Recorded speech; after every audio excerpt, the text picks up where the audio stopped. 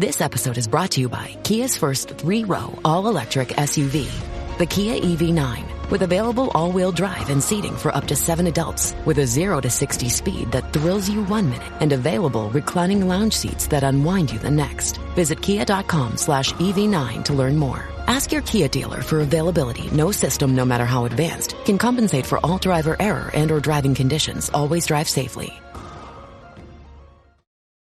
Welcome to the Human Capital Innovations Podcast, your go-to source for personal, professional, and organizational growth and development. We hope you tune in often for all things people management, organizational development and change, organizational leadership, and social impact related. Maximize your personal and organizational potential with Human Capital Innovations Podcast.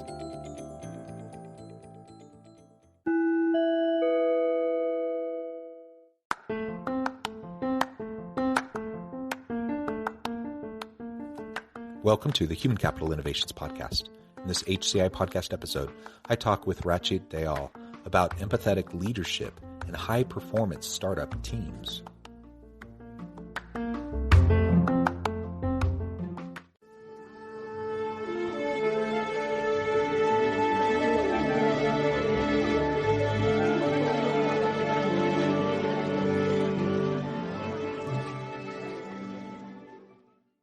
Rachit, Dayal, welcome to the Human Capital Innovations Podcast. Thank you for having me. Yeah, it is a pleasure to be with you today. I am super excited to have a conversation around empathetic leadership in high-performance startup teams. You're joining us from Singapore, across the world. It's late afternoon for me here south of Salt Lake City in Utah, early morning for you. I really appreciate you taking time out of your busy schedule before your daily travels and work to meet with me and have a nice conversation and share your insights with me and my listeners. As we get started, I just wanted to share Rachit's bio with everybody. Rachit Dayal is the CEO of 2 marketing companies in Singapore, Happy Marketer and Future Marketer. With 15 years of training, more than 5,000 executives on digital marketing, he is at the forefront of search marketing and analytics in Asia. Now, I could go on and on with a whole lot about your background, but I did want to give you a chance to share with listeners anything else about yourself that you would like them to know, just by way of additional background and personal context. Yeah, I guess maybe something interesting about this is I started the companies in about 2005. And over the last 16 years, we grew them to a certain size. And 2 years ago, we actually sold the company and became part of a larger group. And we integrated into sort of HR and people processes in one of the largest companies in the world or in our industry. And so it's been interesting from a human capital perspective to observe, a one-man show and then a small group of 3 to 5 people, and then, groups of teams of 10 and 20 and 50 and 100. And now as that group melds into a group of 40,000 people globally, I've loved, and it's very fascinating to see how people think and how they work and what gets them ticked off and what gets them excited. And so I'm very, very happy to speak with you today. Yeah, that's just super interesting. The world of startups and then building the organization and scaling is a totally different beast and a different world from a human capital perspective. And so that's really the kind of the niche and the focus that we're going to take today as we talk about empathetic leadership. But of course, as you said, now you're part of a larger organization, 40,000 employees, a tangential, very equally important part of the conversation is how do you then mesh with that larger company? How do you adapt and adjust to their culture and the new expectations? And how do you maintain kind of the core of who you are as a startup team that has grown over time and now adapting to being part of this much larger organization? So these are all the types of things that we will be addressing and exploring together as we go throughout our conversation today. I think as we get started, it would be super interesting to me if you could just walk us through kind of the timeline of starting these companies. And as you said, you started up and then you have your founding team that starts to grow. Pretty soon you have 12, 24 people, 50, 100. Walk us kind of through that and some of the human capital challenges that you faced as you went through that process. Yeah. So I started in 2005, right out of university. So I graduated from from uni, and then I started a business, and I was super pumped. And I guess people see the interesting articles and videos about startups, but what they might not realize is it's extremely lonely journey. And it was just me for 4.5 years before I managed to attract my first business partner in. And then there was two of us for about 2 years, and then there were three of us for about 6 years. Another 2 years. And so really like 6 to 7 years into the journey, the team was just three. And so that also, I'm a young person who's never managed a team, never worked in the company. And so everything gets learned from scratch. And now we're in about 2011. There's three partners in the business, and we finally want to grow. And every lesson is brand new. And the first lesson for us, we're based in Singapore. Everyone in the business is Asian of some sort, with Chinese heritage or Indian heritage or Southeast Asian heritage. And so what we realize is maybe the most difficult thing in all of this is to convince people that there's no stigma with startups, because now they're hot, everybody gets funding, but that wasn't always the case. And 10, 15 years ago, you wouldn't really want your kids joining an unknown startup or, maybe messing up their career paths. And so then we start figuring out the problem of attracting people. Like, why would someone want to work for us when they could work for a Microsoft, an IBM, one of the cool startups that shows up in the newspaper, or, someone the politicians talk about as a model company. And that's really the crux of, I think, where we got into problem solving and culture building.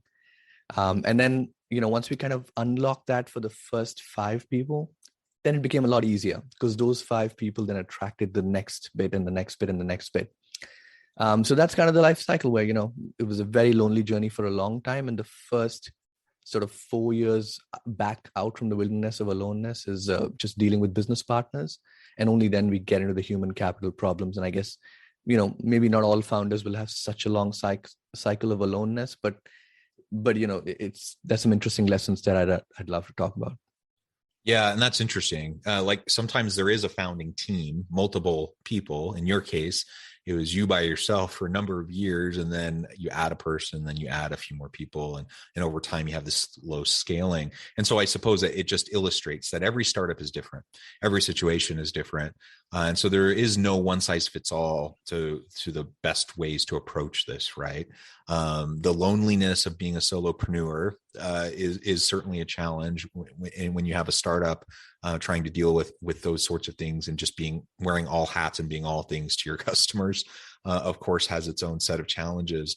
I'm curious what some of those early challenges were that you faced as you went from one person to 2 to 3 to having a bit of a larger team. What were some of those early challenges as you started to divide up the functional roles amongst your team? Yeah, so I guess for context, we started off from a place, like you said, as a solopreneur, and where we ended up before our acquisition, which I would say is the lessons we draw from, was we were maybe the most celebrated company, and we were in the industry of marketing. In the marketing world in Singapore, in this region, we were the most celebrated, most awarded company for culture. And so, that I consider our greatest achievement, more so than revenue or acquisition. And so, great question, which is what are the building blocks that get us there?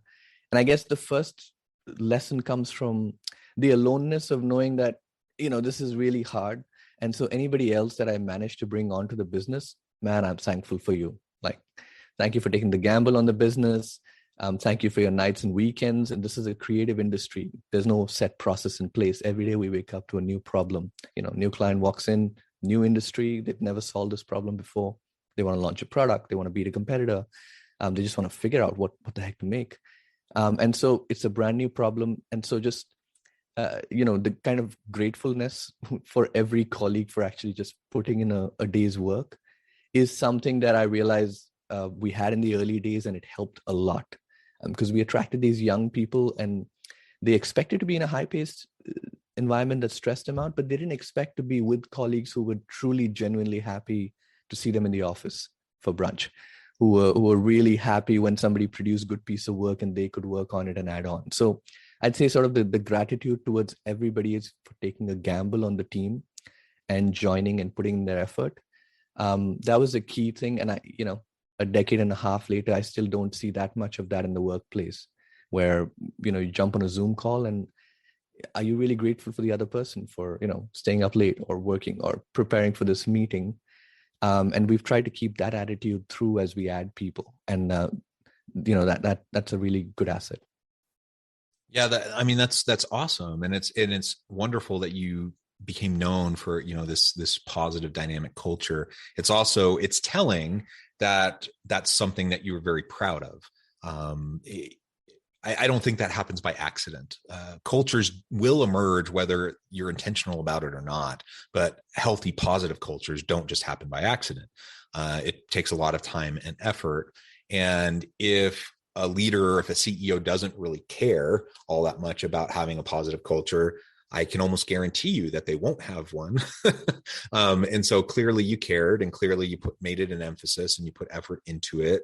And all those things that go into creating, maintaining, sustaining a positive workplace culture. Those are the types of elements that you focused on. So that's tremendous. And like you said, as you start to build out the team, then you have these new individual challenges as you're trying to consider the scope and scale of different roles and tasks, and who's going to be responsible for what, and just developing trust amongst your senior team. All of those things, right, play into then future decisions about how you're going to scale and the types of people you're trying to attract to the team. Do they fit with your culture? Do they fit with the core values of the company, et cetera?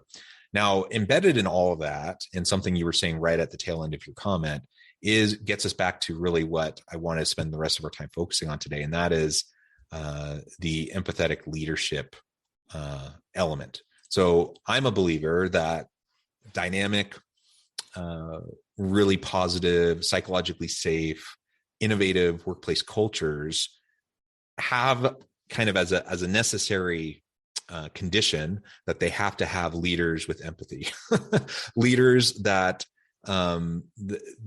care about the humanness of their people, of their team. Anyone can, well, not anyone, but any autocratic leader can kind of push and prod and use carrots and sticks and fear-based leadership to try to get results out of people. And autocratic individuals can do that and get short-term results that look really, really good. And you can blow people out of the water with quarterly earning reports and gains and all these KPIs and positive metrics.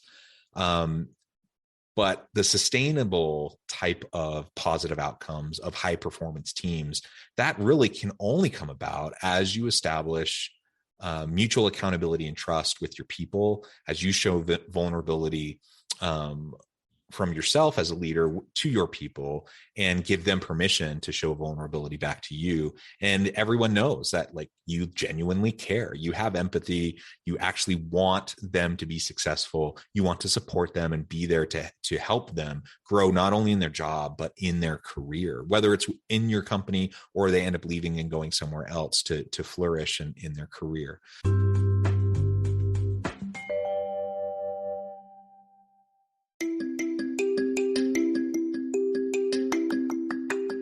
I'm excited to announce the publication of my new book from HCI Press, Bluer Than Indigo Leadership: The Journey of Becoming a Truly Remarkable Leader.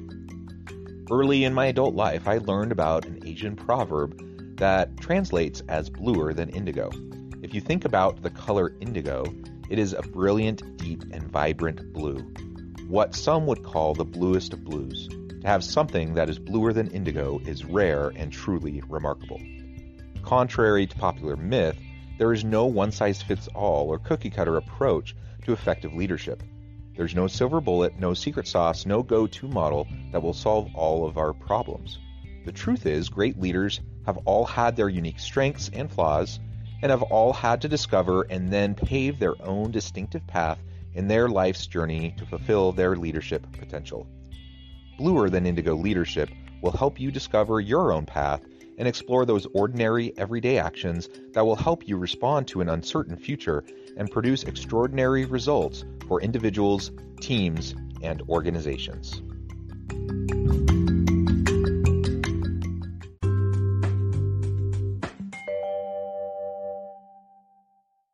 maybe you can talk a little bit more about how you see the role of empathy in creating that kind of a dynamic, high performance culture. And if you have an example or two about how that played out in your organizations. Yeah. So, I guess zooming out, if for anybody who's working in a startup or who's running a startup, here's my observation of a truth, which is that there is no natural empathy.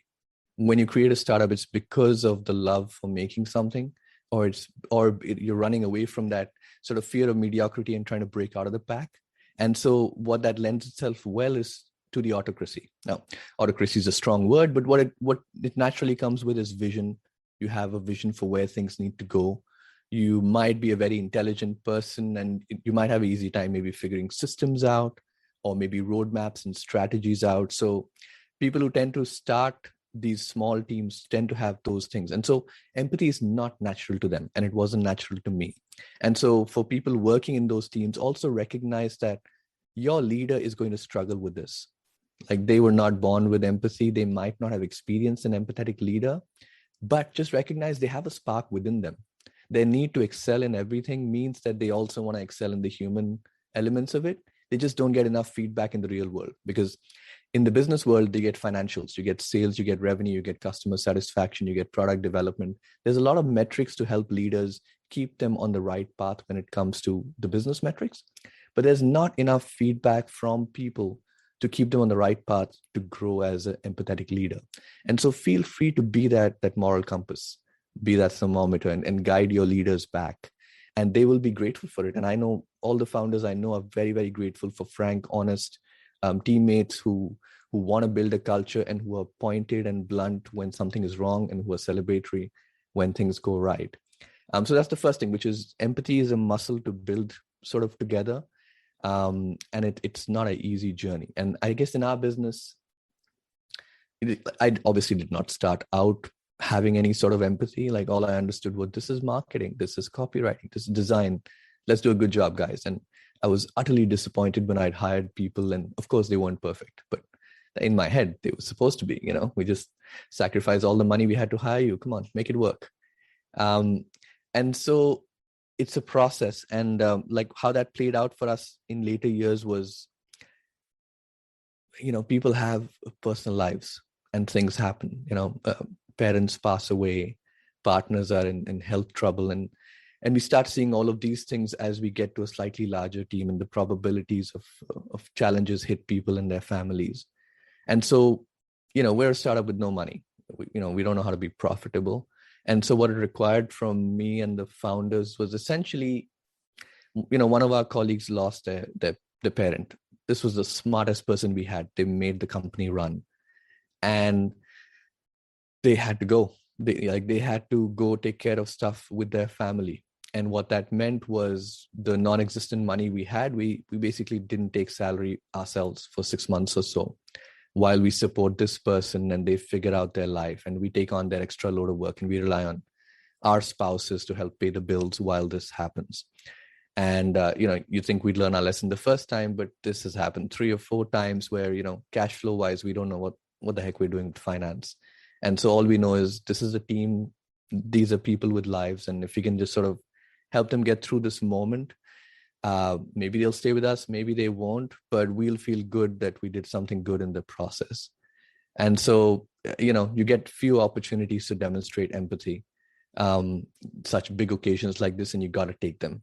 And then you get daily occasions. You walk into office with a cup of coffee, and you can choose to smile and figure out what's going on with the person, or you can start the day with that KPI or metric that you were expecting in the morning. So take a deep breath, hopefully for other leaders. And I had to learn to just take a breath and understand and like and love the person, and then figure out that if I do that selfishly, the results will be better in that organization, a couple of months down. Yeah. I mean, and that's the interesting thing, isn't it? Because the natural byproduct of showing empathy, like treating the people in front of you as human beings, being with them as a person and valuing them as a person, the natural byproduct of that will be better results for the company, better results for the team. So there's a clear business case for this. Even if you're a cold-hearted capitalist, you just actually don't care about people, showing empathy actually still is going to work for you. But then, of course, there's the human case of all of this. And that is, these are people we're spending like the majority of our lives with. Especially when you're in a startup, you're burning the candle on both ends, and you're spending long hours.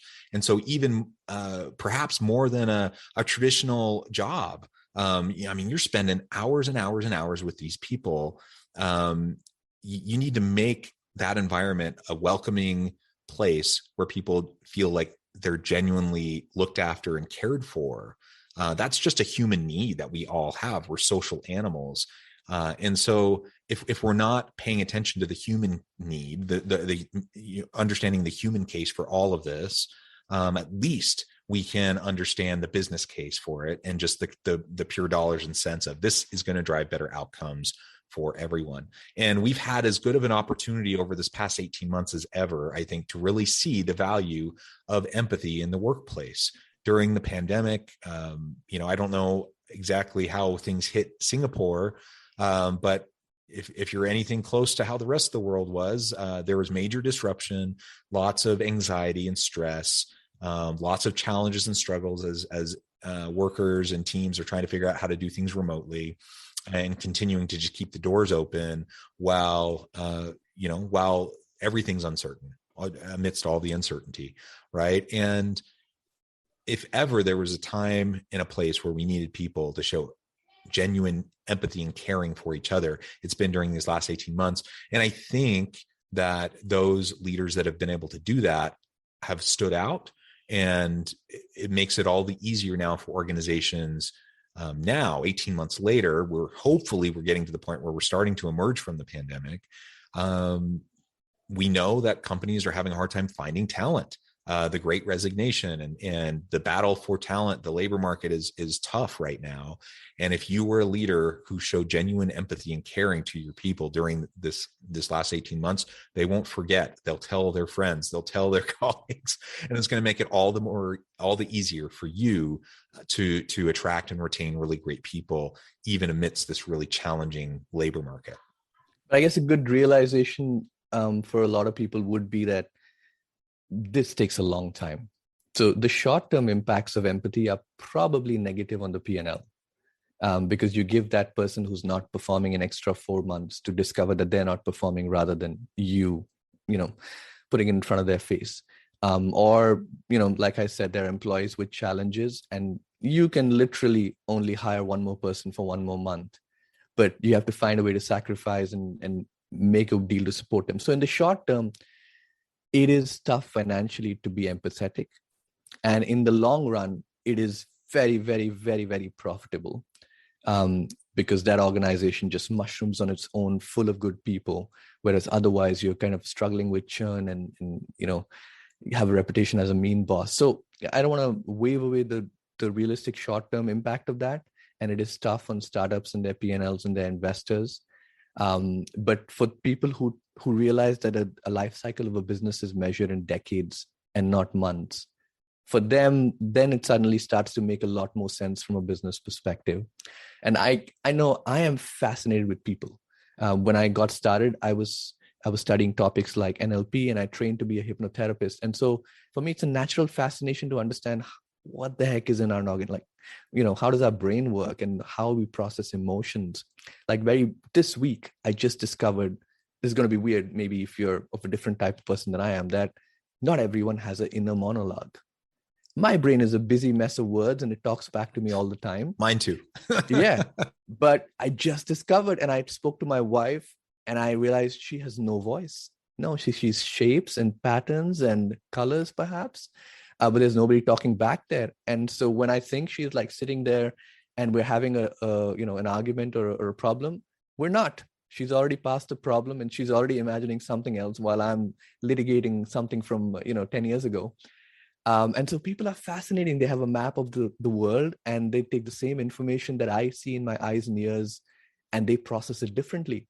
And for me, that is just so much fun in building a team, just to discover what people's strengths are and weaknesses are, and how this whole thing works. And so one last thing I want to say before I kind of leave from the marketing industry, which might be a useful insight for some people. We earned a sort of a nickname towards the 15-year mark of our business as the misfits of marketing. And all that is it's a verbalization of something that's unsaid, which is that this is an industry that attracts people who don't fit the mold. Like, you couldn't become a banker, or maybe you could intellectually, but emotionally you couldn't sit in that chair and follow those same rules and patterns again and again for success. And so you want to do weird stuff. You want to do one-time things. You want to make something and there may be never an outcome of it again. And maybe you like words and everybody else around you like math, or vice versa. And so, just recognize the weird. And for us, that was really what made it click eventually. We realized that people who come to us are probably not going to fit a normal organization. And so just opening up and embracing them in our organization, like they finally feel at home. They can, show their weird and work the way they want to work, and people can respect the outcomes.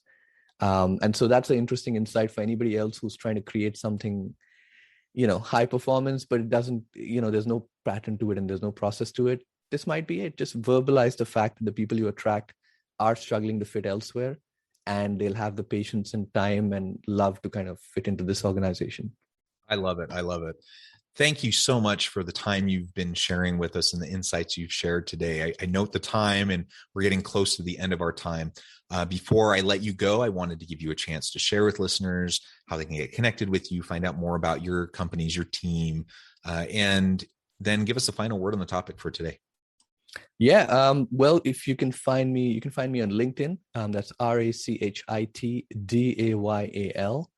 And we're going to go live pretty soon, but next month there's a whole bunch of videos coming out, and I love exploring the brain and the mind and the heart and, through the startup world. So if you like this topic, then do follow me and tag onto those videos. And I guess my final word on the topic is that all of these good things that you hear and you aspire to and you read about don't come naturally. And you just, if you're the type of person who's listening to the podcast, you probably have a curiosity to get better, to learn some new stuff, to hear examples. And that's really the spark. Like, just keep that alive. Everything else on the path you'll figure out, and yours will be a unique path. But what's probably common to all of us walking that different roads is that curiosity. Then we love people and figuring out people and the structures and organizations. And that spark is magic. So just keep it going. Well said. Thank you so much for joining me today. I appreciate all of your insights. I encourage listeners to reach out, to get connected, find out more about what Rachit and his team can do for you. And as always, I hope everyone can stay healthy and safe. They can find meaning and purpose at work each and every day. And I hope you all have a great week.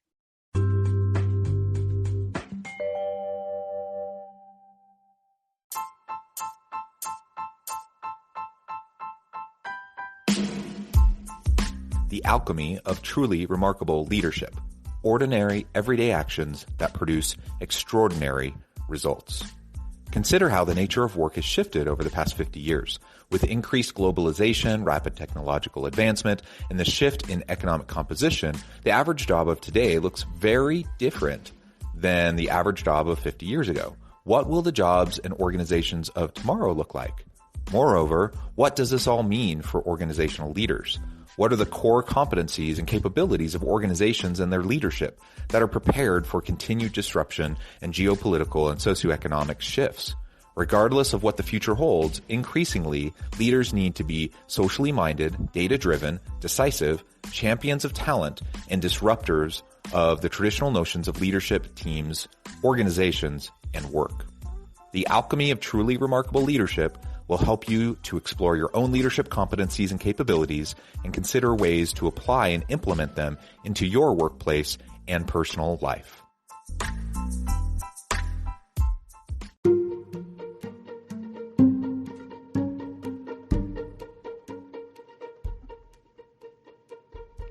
Check out Human Capital Innovations magazine, Human Capital Leadership.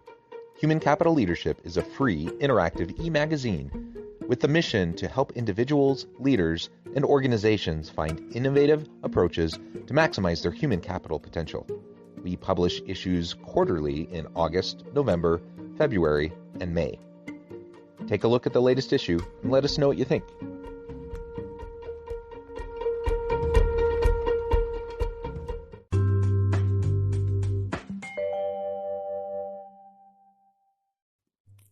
Thanks again for joining us for this episode of the Human Capital Innovations Podcast. I hope you stay healthy and safe and that you have a great week.